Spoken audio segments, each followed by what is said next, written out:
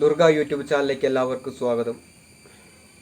ഇന്ന് നമ്മുടെ ലഗ്നത്തിൻ്റെ ഫലം തന്നെയാണ് പറയാൻ ഉദ്ദേശിക്കുന്നത്. അത് തന്നെയാണ് പറയണത്. ഇടവൻ ലഗ്നത്തിൻ്റെ, അതായത് നമ്മുടെ രണ്ടാം പാർട്ടായ ഇടവം ലഗ്നത്തിൽ ജനിച്ചു കഴിഞ്ഞാലുള്ള കുറച്ച് കാര്യങ്ങളും കൂടി വിശദീകരിക്കാൻ വേണ്ടിയിട്ടാണ് പറയണത്. അപ്പോൾ നിങ്ങളെ ഇഷ്ടപ്പെട്ട് കഴിഞ്ഞാൽ നിങ്ങളെ ലൈക്ക് ചെയ്യാം. നിങ്ങളുടെ ലൈക്കും കമൻറ്റുമാണ് മറ്റുള്ളവർക്ക് കാണുമ്പോൾ അത് വീഡിയോസ് കാണാൻ ആൾക്കാർക്ക് അല്ലെങ്കിൽ ആ പ്രേക്ഷകർക്ക് കൂടുതൽ ഇൻട്രസ്റ്റ് വരുന്നത്. അപ്പോൾ തീർച്ചയായിട്ടും നിങ്ങൾ ലൈക്ക് ചെയ്യാം. കൂടുതലായിട്ട് വിശദീകരിക്കാനൊന്നുമില്ല, ഡയറക്റ്റായിട്ട് കാര്യത്തിലേക്ക് കടക്കാം എന്നുള്ളതാണ്. പിന്നെ നിങ്ങൾ പറഞ്ഞ പോലെ പരമാവധി ഞാൻ കമൻറ്റ് ബോക്സിൽ തന്നെ, ഇത് യൂട്യൂബിൽ ആദ്യമൊക്കെ ഞാൻ ക്രോഡീകരിച്ച് ബോർഡിലായിരുന്നു കൊടുത്തുകൊണ്ടിരുന്നത്. ഇപ്പോൾ തിരിച്ച് യൂട്യൂബ് വഴി തന്നെ ആ കമൻറ്റ് അപ്പോൾ പരമാവധി മറുപടി കൊടുക്കാൻ ശ്രമിക്കുന്നുണ്ട്. എന്നാൽ അറിയുന്ന വിഷയം ഞാൻ പരമാവധി അതിൽ യൂട്യൂബ് വഴി തന്നെ കമൻറ്റ് തിരിച്ച് ഇടുന്ന കമൻറ്റ് ചെയ്യുന്ന പ്രേക്ഷകർക്ക് തിരിച്ച് മറുപടി ഞാൻ കൊടുക്കാറുണ്ട്. അപ്പോൾ ഇന്നത്തെ കാര്യങ്ങൾ എന്ന് പറയുന്നത് രാശിചക്രത്തിലെ രണ്ടാമത്തെ രാശിയായ ഇടവം ലഗ്നത്തിൻ്റെ പാർട്ട് രണ്ടാമത്തെ ഭാഗത്തിലേക്ക് കടക്കുകയാണ്.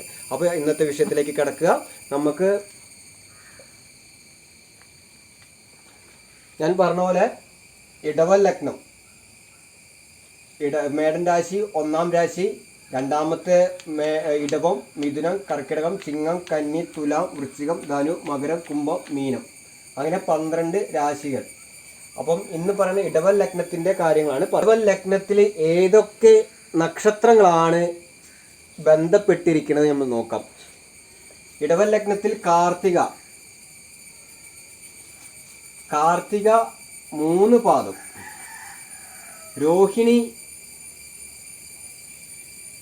4 പാദം, മകീരം 2 പാദം. അപ്പം അതായത് ഒരു രാശി എന്ന് പറയുന്നത് 9 പാദങ്ങളാണ്. അതായത് 9 പാദങ്ങളായിട്ടാണ് ഒരു രാശിയിൽ ഗ്രഹങ്ങൾ വിന്യസിക്കുന്നത്. അപ്പം 4 2 6 6 3 9 പാദം ഈ രാശിയുമായി ബന്ധപ്പെട്ടിരിക്കുന്നു. അപ്പോൾ കാർത്തികേൻ്റെ കാൽ മേടൻ രാശിയിൽ വന്നു. കാർത്തികയുടെ 3 പാദം, അതായത് 10 ഡിഗ്രിയോളം ബാക്കി ഇവിടെയുണ്ട്. അങ്ങനെ 3 പാദം ഈ രാശിയിൽ രാശിയിൽ ബന്ധപ്പെട്ടിരിക്കുന്നു. രോഹിണി 13 ഡിഗ്രി 20 മിനിറ്റ് ആണ്. ആ 4 പാദം, അതായത് 13 ഡിഗ്രി, അതായത് 3 ഡിഗ്രി 20 മിനിറ്റ് ഒരു പാദം. അങ്ങനെ 13 ഡിഗ്രി 20 മിനിറ്റ് 4 പാദം ഈ ഇടവൻ രാശിയിൽ ബന്ധപ്പെട്ടിരിക്കുന്നു. മകീരം 2 പാദം, അതായത് 6 ഡിഗ്രി 40 മിനിറ്റ്. മകീരം 2 പാദം ഇവിടെ മറ്റേ ഇടവൻ ലഗ്നം സ്ഥിതി ചെയ്യുന്നു. ബാക്കി മകീരത്തിന് 2 പാദം നമ്മുടെ മിഥുന രാശിയിലായിരിക്കും വരുന്നത്. അപ്പം ഇതാണ് ഇടവൻ ലഗ്നത്തിൽ കാർത്തിക, രോഹിണി, മകീരം ഈ നക്ഷത്രങ്ങളായി ബന്ധപ്പെട്ടിരിക്കുന്നു. അപ്പം ഈ ലഗ്നത്തിൻ്റെ അധിപൻ ശുക്രൻ. അപ്പം സ്ഥിരരാശിയാണ്, പരിപൂർണമായിട്ടും ശുഭഗ്രഹമാണ്. ഒരു ദോഷവും പറയാത്ത പരിപൂർണ ശുഭഗ്രഹം എന്ന് ശുക്രൻ ഏറ്റവും പവർഫുള്ളായ ഗ്രഹനിലയിൽ ഏറ്റവും നല്ല ഒരു ശുഭത്വമുള്ള ഒരു ഗ്രഹം ആണ് തന്നെയാണ്. ഇവിടെ ഞാൻ പറഞ്ഞ പോലെ നക്ഷത്രം ഏതൊക്കെ ഗ്രഹങ്ങളാണ് ഇവിടെ ഉച്ചനാവണതും നീചനാവണം എന്നൊക്കെ നോക്കുകയാണെങ്കിൽ ഇവിടെ ചന്ദ്രൻ 3 ഡിഗ്രിയിൽ, ചന്ദ്രൻ 3 ഡിഗ്രിയിൽ ഇവിടെ ഇടവൻ രാശിയിൽ ഉച്ചനാകുന്നു. ശുക്രൻ സ്വക്ഷേത്ര ബലവാനാകുന്നു. ഇവിടെ ഒരു പ്രത്യേകത എന്ന് പറയുന്നത് ഈ രാശിക്ക് നീചമില്ല. മനസ്സിലാക്കുന്നുണ്ട് വിചാരിക്കുന്നു. അതായത് ലഗ്നാധിപൻ ഈ ലഗ്നത്തിൽ അംശിച്ചിരിക്കുന്നത് ചന്ദ്രൻ ഉച്ചനാകുന്ന ക്ഷേത്രമാണ്. അതായത് മൂന്നാം രാശിയുടെ അധിപൻ. 3-ാം രാശി എന്ന് പറയുന്നത് ഇടവം, മിഥുന, കർക്കിടകം രാശിൻ്റെ അധിപൻ 3 ഡിഗ്രിയിൽ ചന്ദ്രൻ ഇടവൻ രാശിയിൽ ഉച്ചക്ഷേത്ര ബലവാനാകുകയും ശുക്രൻ സ്വക്ഷേത്ര ബലവാനാവുമില്ല. അതാണ് ഇവിടുത്തെ ഈ രാശിന്റെ പ്രത്യേകത. അതായത് 2 പരിപൂർണ ഗ്രഹം, അതാണ് പറയുന്നത് 2 ശുഭഗ്രഹങ്ങളാണ് ഇവിടെ ബന്ധപ്പെടുന്നത്. ഇവിടെ യാതൊരു കാരണവശാലും നീചത്വമില്ല. അത് തന്നെ ജീവിതയാത്രാനുഭവങ്ങൾ ഒരു ക്ലേശകരമില്ലാതെ മുന്നോട്ട് പോകാം. പക്ഷേ ചെറിയ പോരായ്മയുണ്ടെങ്കിലും ഒരു സ്ത്രീ ഗ്രഹം, 2 സ്ത്രീ ഗ്രഹങ്ങളാണ് ഇവിടെ ബന്ധപ്പെടുന്നത്. സ്വക്ഷേത്ര ബലമാകുന്നത് ഒരു സ്ത്രീ ഗ്രഹമാണ്. ഉച്ചക്ഷേത്ര ബലവാനാകുന്നത് 3 ഡിഗ്രി ഉച്ചക്ഷേത്ര ബലവാനാകുന്നത് നമ്മുടെ ചന്ദ്രനാണ്. അതുമാത്രമല്ല ഈ ലഗ്നാധിപൻ നീചനാവുന്നത് കന്നി രാശിയിൽ 27 ഡിഗ്രിയിലാണ്. ആ 27 ഡിഗ്രിയിൽ നമ്മുടെ മീനൻ രാശിയിൽ ഉച്ചനാകും.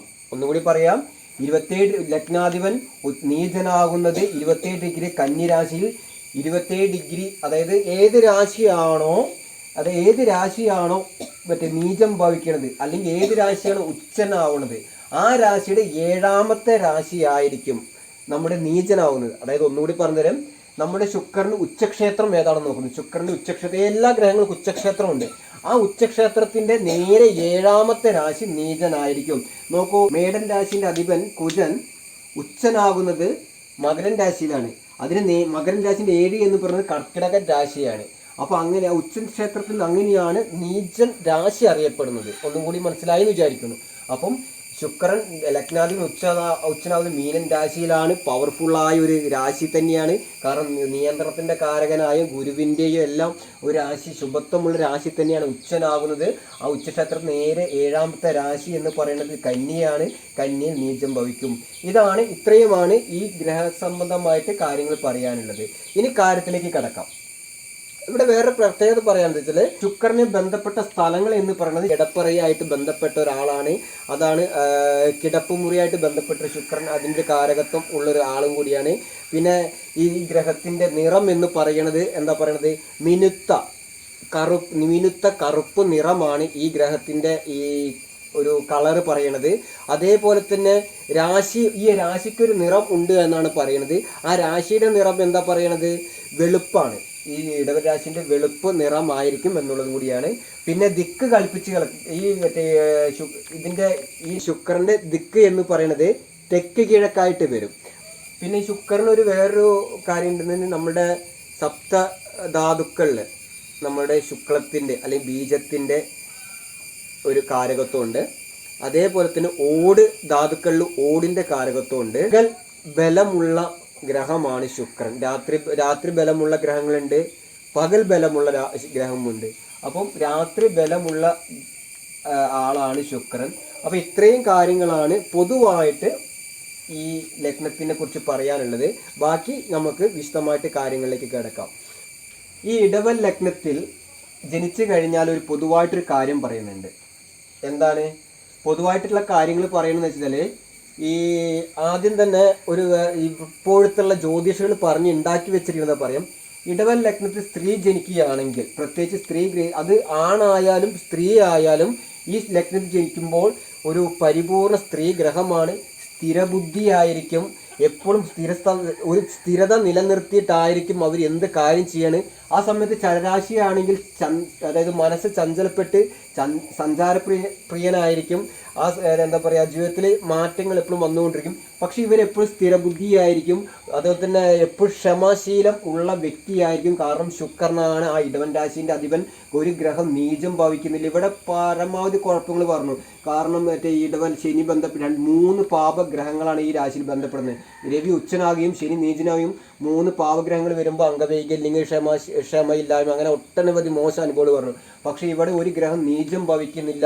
2 ഗ്രഹങ്ങൾ, സ്ത്രീ ഗ്രഹങ്ങൾ സ്വക്ഷേത്രം ആവുകയും ഉച്ചക്ഷേത്രം ആവുന്ന ക്ഷേത്രവും കൂടിയാണ്. അതുകൊണ്ടാണ് പറഞ്ഞത്. അപ്പൊ ഇവിടെ ജനിച്ചു കഴിഞ്ഞാൽ ആദ്യം തന്നെ പറയുന്നത് ക്ഷമാശീലം ഉള്ളവനായിരിക്കും. സ്ത്രീ ആയാലും പുരുഷനായാലും ഇപ്പോഴത്തെ ജ്യോതിഷിൽ എന്താ പറഞ്ഞിരിക്കണമെന്ന് വെച്ചാൽ, ഈ സാധാരണ വരാഹം ഹിരാചാര്യൻ പറഞ്ഞിരിക്കണത് എന്താ ചെയ്യുന്നത്, ഈ ഇടവൻ ലഗ്നത്തിൽ ജനിച്ചു കഴിഞ്ഞാൽ നമ്മുടെ കുടുംബത്തിലെ സകലമാന ഭാരങ്ങളും നിങ്ങൾ കണ്ടിട്ടുണ്ടാവും. കാളയ്ക്കൊരു കൂന്, നിങ്ങളൊക്കെ കാളയെ കാണുന്ന ആൾക്കാരാണല്ലോ. കാളയ്ക്കൊരു കൂനുണ്ടാവും, നമ്മുടെ പുറത്തൊരു കൂനുണ്ടാവും. ആ കാളയെ പോലെ കൂനുണ്ടാകുന്ന, അതായത് ആ കുടുംബത്തിലെ സകലമാന ഭാരങ്ങളും കാളയെ പോലെ അതായത് ആ നുഖങ്ങളായ കുടുംബത്തിലെ ഭാരങ്ങൾ തോളിലേറ്റ്, അല്ലെങ്കിൽ കാളയ്ക്കൊരു കൂന് പോലെ തോളിലേറ്റ് നടക്കും. അതിനുള്ള ഹെൽപ്പ് സ്ത്രീക്കായാൽ കൂടുതൽ ഉണ്ടാകും എന്നാണ് പറയുന്നത്. പക്ഷേ ഇപ്പോഴത്തെ ജ്യോതിഷികൾ എന്താ പറഞ്ഞിരിക്കുന്നത്, ഇടവൻ ലഗ്നത്തിൽ ജനിച്ചു കഴിഞ്ഞാൽ കാളയെപ്പോലെ കൂനുണ്ടാകുന്ന പറയണേ. അപ്പോൾ നിങ്ങളൊന്ന് ചിന്തിക്കുക, സാമാന്യ രീതിയിൽ ബുദ്ധി വെച്ച് ചിന്തിക്കുക. ഇടവൻ ലഗ്നത്തിൽ ജനിച്ചു കഴിഞ്ഞാൽ കാളയെപ്പോലെ കൂനുണ്ടാകും നോക്കുകയാണെങ്കിൽ ഇടവൻ ലഗ്നത്തിൽ ജനിച്ച ആൾക്കാരൊക്കെ ഇനി ജനിച്ച ആൾക്കാർക്കും ജനിക്കാൻ പോകുന്ന ആൾക്കാർക്കൊക്കെ കാളയെപ്പോലെ കൂന് ഉണ്ടാകുമെന്ന് പറയുന്നത് വെറും അശാസ്ത്രീയമായ കാര്യങ്ങൾ മാത്രമാണ്. അതുകൊണ്ട് നിങ്ങൾ ഒരു കാരണവശാലും മുന്നോട്ട് പോകരുത്, പടുകുഴിയിലേക്ക് പെട്ടുപോകും. ഓക്കെ. ത്യാഗശാലിയായിരിക്കും. കാരണം ശുക്രൻ പരിപൂർണ അതായത് ഒരു കുടുംബത്തിൽ എന്ത് ചെയ്തു കഴിഞ്ഞാലും ക്ഷമയോടുകൂടി ത്യാഗശീലയോടുകൂടി ഹാർഡ് വർക്ക് ചെയ്യുന്ന ഒരു നമ്മുടെ ഈ ഇടവൻ ലഗ്നത്തിൻ്റെ കാര്യങ്ങൾ പറഞ്ഞിരിക്കുന്നത് അത്രയും പവർഫുള്ളായ, കാരണം കുടുംബത്തിലെ എല്ലാ ത്യാഗങ്ങളും സഹിച്ച് മുന്നേറുന്ന ഒരു വ്യക്തി ആയിരിക്കും എന്നാണ് പറയുന്നത്. അതേപോലെ തന്നെ ഈ ഇടവൻ ലഗ്നത്തിൽ ജനിച്ചു കഴിഞ്ഞാൽ നൃത്തം, പാട്ട്, ഡാൻസ്, കലകളിൽ നിപുണത ഉള്ള വ്യക്തിയായിരിക്കും. കാരണം കലകളോട്, അതായത് ശുക്രൻ സ്റ്റേജിൻ്റെ ആളാണ്. അതേപോലെ തന്നെ പാട്ട്, ഡാൻസ്, നൃത്തങ്ങൾ, കാർട്ടൂൺ പരമായിട്ടുള്ള അങ്ങനെയുള്ള ഇത്യാദി മേഖല, സിനിമാ മേഖല, മിമിക്രി, അതേപോലെ തന്നെ നമ്മുടെ അങ്ങനെ ആ സ്റ്റേജ് പരമായിട്ട് എന്ത് സംഗതികളുണ്ടെങ്കിലും ശുക്രൻ അതിനൊക്കെ ബന്ധപ്പെടുന്നതാണ്. ഈ കർമ്മഭാവത്തിൽ ഇവിടെ ലഗ്നാധിപൻ എന്ന് പറയുന്നത് ശുക്രനാണ്. ശുക്രൻ്റെ 10 എന്ന് പറയുന്നത് കുംഭൻ രാശിയാണ്. ഈ കുംഭൻ രാശിയിലൊക്കെ നിങ്ങൾ ഇപ്പോൾ ജോലിയൊക്കെ നോക്കുന്ന ആൾക്കാരൊക്കെ ആണെങ്കിൽ, അല്ലെങ്കിൽ വിദ്യാഭ്യാസപരമായിട്ടൊക്കെ നോക്കുന്ന ആൾക്കാരാണെങ്കിൽ 10ാം ഭാവത്തിലേക്ക് ശുക്രൻ ബന്ധപ്പെടുന്ന കാലഘട്ടം, അല്ലെങ്കിൽ ആ ബന്ധപ്പെടുന്ന ചാരവശാല കീഴിലേക്ക് ത്രികോണ രാശിയിലൂടെ സഞ്ചരിക്കുന്ന കാലഘട്ടം, അല്ലെങ്കിൽ 10ലൊക്കെ ശുക്രൻ നിൽക്കുമ്പോൾ സിനിമാ മേഖലയിൽ സ്റ്റേജ് പ്രകാരം ഡാൻസ്, പാട്ട്, കവിത, അങ്ങനെ ഒട്ടനവധി കാര്യങ്ങൾ ഈ ശുക്രനെ കൊണ്ടുണ്ട്.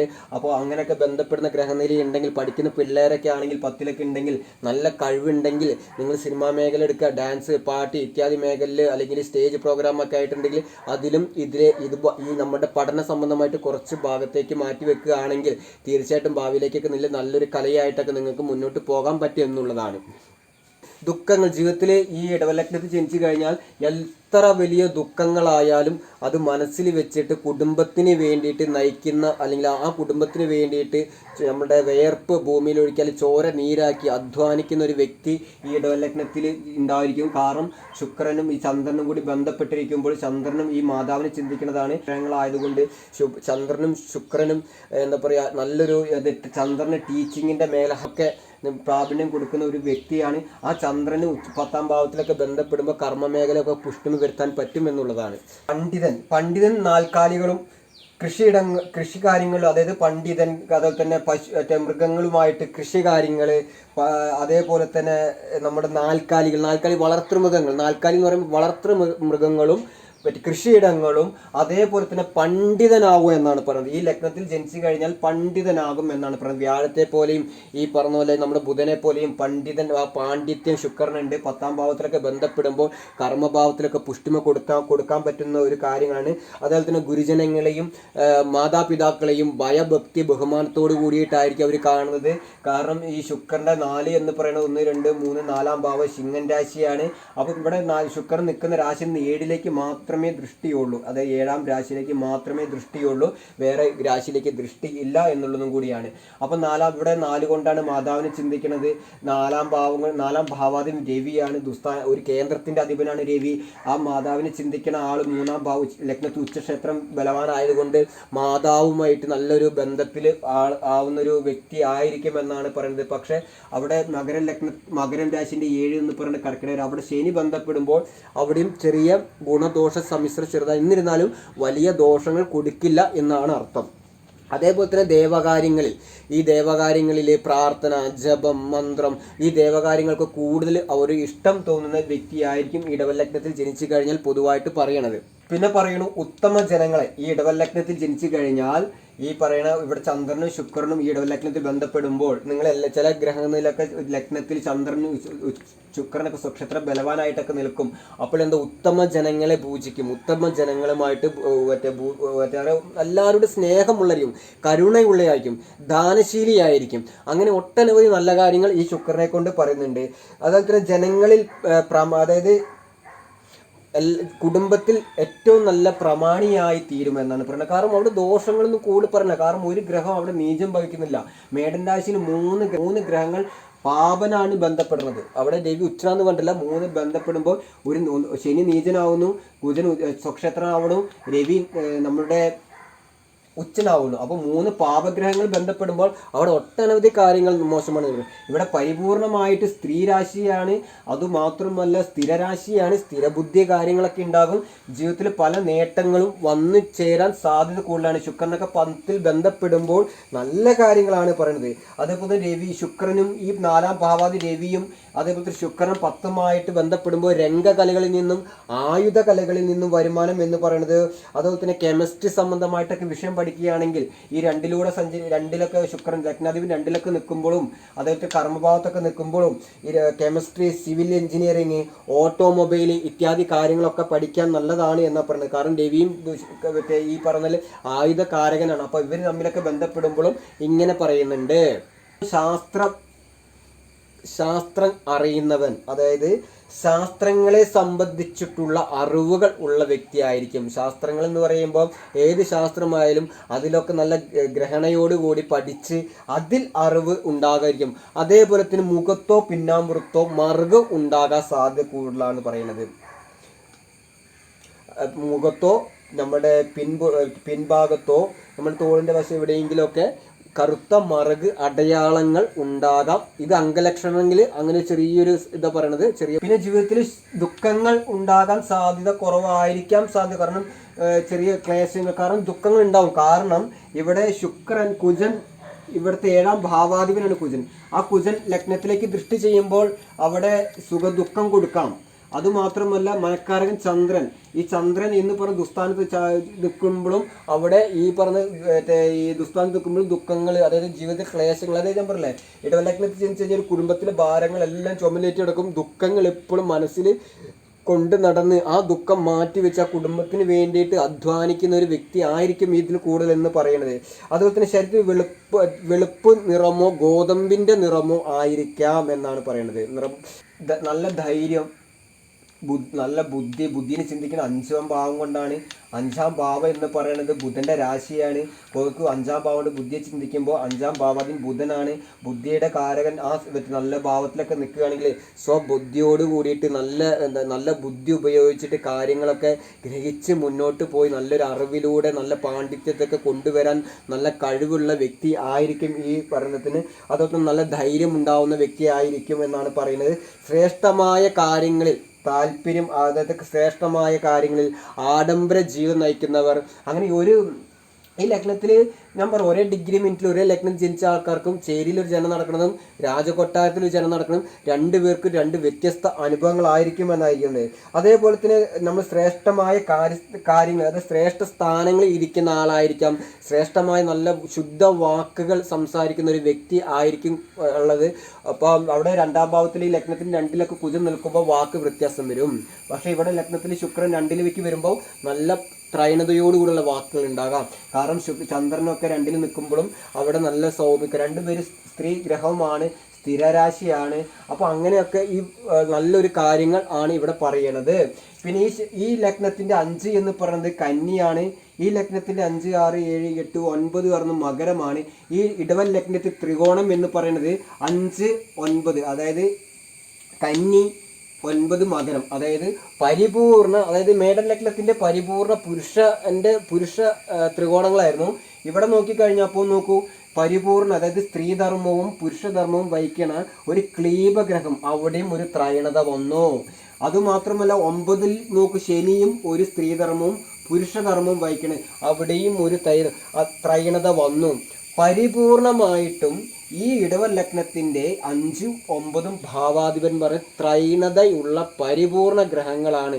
അതുകൊണ്ട് ജീവിതയാത്രാനുകൂടി എത്ര ക്ലേശകരമായാലും അവർക്ക് എത്ര എന്താ പറയുക, അവർ എത്ര സങ്കടമായാലും അവർ ആ ത്രൈണത, മനസ്സിൽ വിഷമങ്ങളൊക്കെ മാറ്റി വെച്ച് ജീവിതത്തിന് വേണ്ടിയിട്ട്, മറ്റുള്ളവർക്ക് വേണ്ടിയിട്ട് ആ ജീവിതം മാറ്റി വെച്ച് സ്വയം എന്താ പറയുക മുന്നോട്ട് പോകുന്ന, എത്ര സങ്കടം ഉള്ളിലൊതുക്കി മുന്നോട്ട് പോകുന്ന വ്യക്തിയായിരിക്കും. കാരണം ഈ ഇടവ കന്നി മകര നല്ലൊരു പൂർണ്ണമായിട്ടും പരിപൂർണമായിട്ടും ത്രൈണതയുള്ള രാശികളാണ് എന്ന് പറയുന്നത്. പിന്നെ ഒരു വേറെ പ്രത്യേകത എന്താ വെച്ച് കഴിഞ്ഞാൽ ഈ ഇടവൻ ലഗ്ന ശുക്രൻ 7-മായിട്ടൊക്കെ ബന്ധപ്പെടുമ്പോൾ 7 ശുക്രൻ നല്ലതല്ല പറയണത്. കാരണം 7 മതഭാവമാണ്, 7-ാം ഭാവത്തിന്റെ കാരകനാണ്. അപ്പൊ 7-ാം ഭാവം കൊണ്ട് ചിന്തിക്കുമ്പോൾ 7-ലൊക്കെ ശുക്രൻ നിൽക്കുമ്പോൾ കലഹം ഉണ്ടാകാം, കലഹപ്രിയനാണ്. പക്ഷെ നല്ല സുന്ദരിയായ ഭാര്യയും കിട്ടും, എന്നാൽ കലഹപ്രിയൻ. 7 ശുക്രൻ നല്ല കലഹം, 2 പേരുടെ 7-ാം ഭാവത്തിലൊക്കെ ശുക്രൻ ബന്ധപ്പെടുമ്പോൾ കലഹം ഉണ്ടാകാൻ സാധ്യത കൂടുതലാണ് എന്നാണ് പറയണത്. അപ്പം അതുകൊണ്ട് നിങ്ങൾ അത് വിചാരിച്ച് നിങ്ങളുടെ എല്ലാ ജാതത്തിലും അങ്ങനെ ഉണ്ടാവണമെന്നില്ല. കാരണം വെച്ചാൽ അവിടെ മറ്റ് ഗ്രഹങ്ങളുടെ കുജന്റെയോ അല്ലെങ്കിൽ ശനിയുടെ ഒക്കെ ദൃഷ്ടിയോ യോഗം ഉണ്ടെങ്കിലും ആ ഒരു സാധ്യത കൂടുതൽ പറയണത് എന്നാണ് പറയണത്.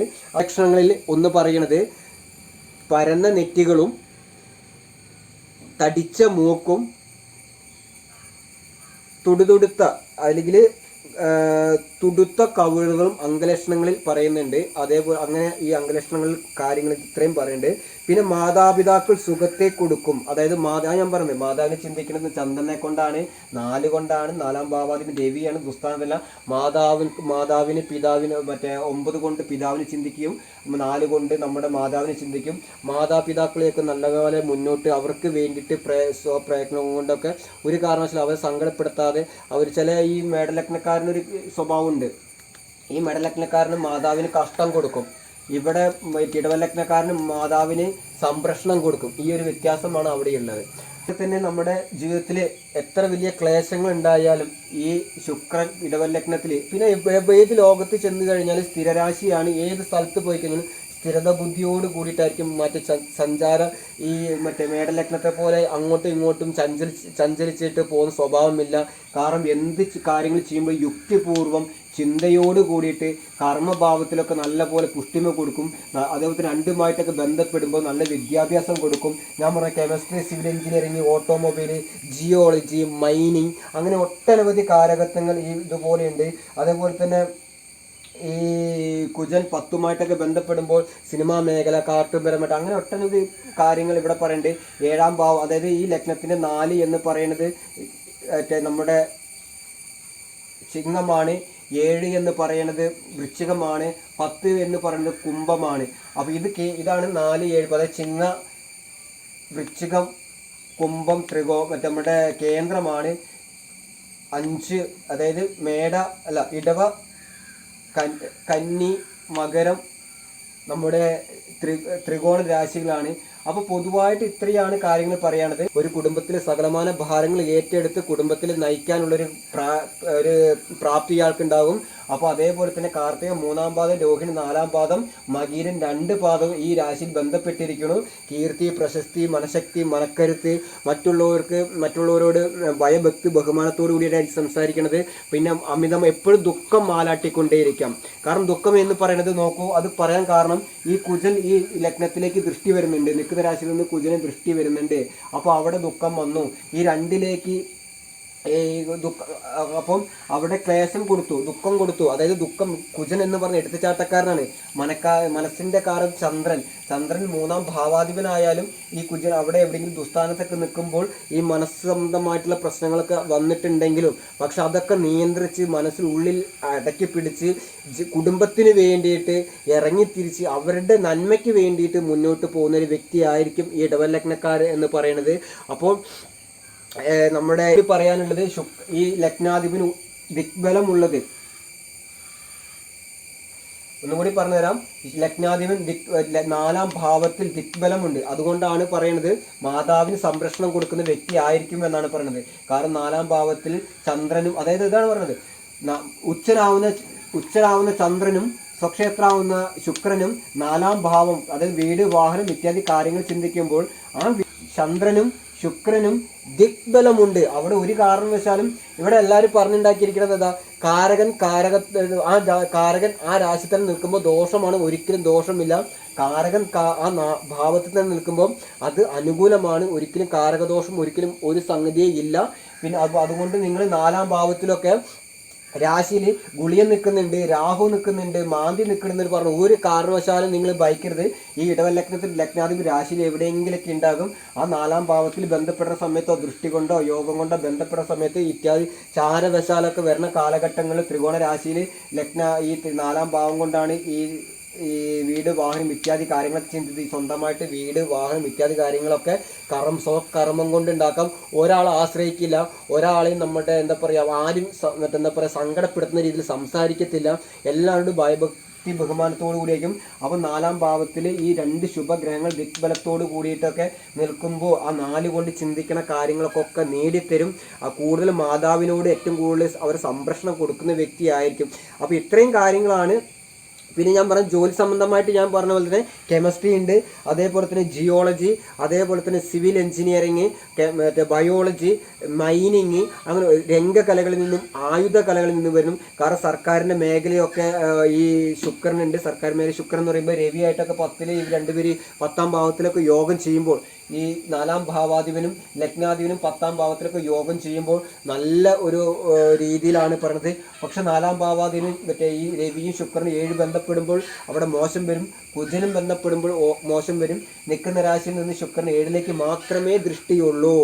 അപ്പോൾ ഇത്രയും മാത്രമാണ് ഈ ഇന്നത്തെ ഈ ഇടവൽ ലഗ്നത്തിൻ്റെ പൊതുവായിട്ട് വീഡിയോയിൽ പറയാനുള്ളത്. അടുത്ത വീഡിയോസ് എന്ന് പറയുമ്പോൾ മിഥുനം രാശി, അതായത് ഒരു സ്ത്രീ ഗ്രഹവും പുരുഷധർമ്മം വഹിക്കുന്ന ഒരു ക്ലീബഗ്രഹമായ ബുധൻ ശുഭഗ്രഹവും കൂടിയാണ്. അതായത് നമ്മുടെ രാജകുടുംബമായിട്ട് എടുക്കുകയാണെങ്കിൽ ആ രാജകുമാരനാണ്, മന്ത്രിസ്ഥാനമാണ്. ഒരു എന്താ പറയുക വേറെ ഒരു എന്താ പറയുക ഒരു ജീവിതത്തിൽ ഒരു ജോലിയോ കാര്യങ്ങളൊന്നുമില്ല, രാജകുമാരനാണല്ലോ. അപ്പോൾ കളിസ്ഥലമായിട്ടുള്ള ബന്ധങ്ങളായിരിക്കും കൂടുതൽ വരിക. അപ്പോൾ ആ ബുധൻ്റെ 2-ാം പാർട്ടായിട്ട് അടുത്ത വീഡിയോസുമായിട്ട് വരുന്നവരെ എല്ലാവർക്കും നന്ദി, നമസ്കാരം.